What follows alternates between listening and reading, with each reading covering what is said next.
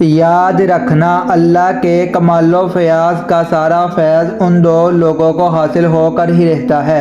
پہلا وہ انسان جو ناقابل برداشت لمحوں میں ٹوٹنے کے بجائے اپنی محنت اور اللہ کے سہارے اپنے موج میں اڑنا سیکھ لیتا ہے، اور اپنا ایمان کسی اور کی بینڈ چڑھانے کے بجائے اپنے حاجت روائی کے لیے اللہ کے آگے اپنا ہاتھ پھیلاتا ہے، تو وہ رحمان ہوا کو ان کے موافق بنا کر اس بندے کے عروج اور ارتقاء کے لیے ایسے حیران کن اسباب پیدا کرتا ہے جو اس کی دعاؤں کی قبولیت کا سبب بنتے ہیں۔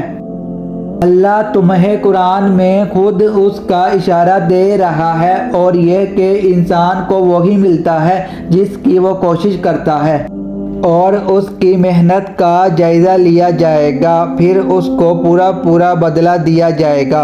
اور دوسرا شخص وہ ہے جو اپنے اوپر آزمائش کو بطور تنبیہ محسوس کرنے لگے اور اللہ سے اپنے معافی کا طلبگار ہونے لگے، تو یہ واضح اشارہ ہے کہ اللہ اس انسان کو اپنے کمال و فیاض کا سارا فیض عطا کرنے والا ہے۔